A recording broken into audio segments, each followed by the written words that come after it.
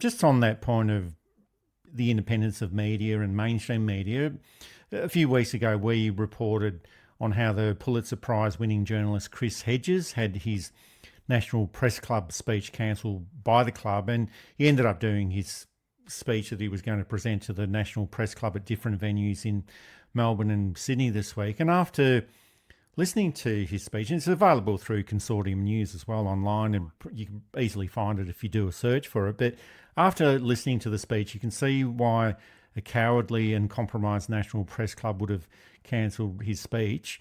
His words weren't polite or convenient. He's provided a direct shaming of the journalists who have spent years just repeating Israel government talking points, and all of these journalists that have ignored the genocide in Gaza over the past 2 years. And Chris Hedges, in his speech, he wasn't talking just about the failure of the media. He exposed the complicity of Western governments in the genocide itself. So I'll accept that it wasn't going to be easy for them to listen to all of this, but it should have been listened to anyway. And also during the week, Chris Hedges also appeared on Late Night Live with David Marr on the ABC. And for some unknown reason, we can probably speculate, and we do know the reasons why, but the conversation quickly turned into a hatchet job. And instead of engaging with the decades of war reporting and moral authority that Chris Hedges does bring to the table, David Marr just tried to pull him apart. And here's a few examples of that Late Night Live presentation.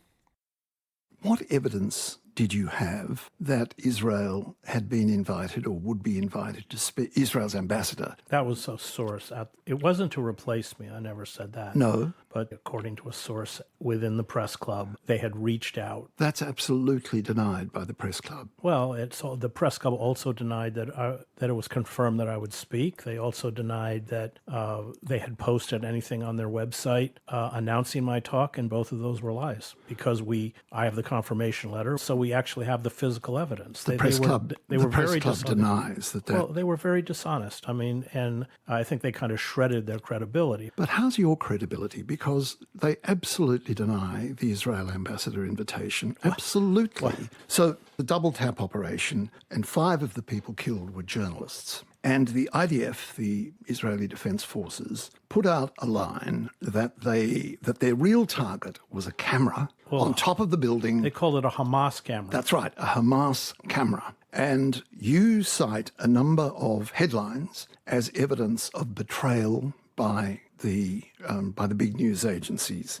You cite Reuters, and you cite the headline, "Initial inquiry says Hamas camera was target of Israel strike that killed journalists." 2 days later, Reuters clearly reported that the supposed Hamas camera was probably a camera of theirs, a Reuters cameraman. Well, so they did not accept the IDF line. They questioned it. Come on, you're a journalist, and so am I, and you know very well that the initial report is the one that carries. But let's stick to your examples because they are the ones you cite in your argument. Well, but that's just the point. The initial report was it was a Hamas camera. Then 2 days later, Reuters changed the story. No, the initial report is IDF says. Now, whether we like it or not as journalists, we have to report the excuses made by outfits like the IDF, don't we? We have to report their explanations. That's our job. No, our job is to report the truth.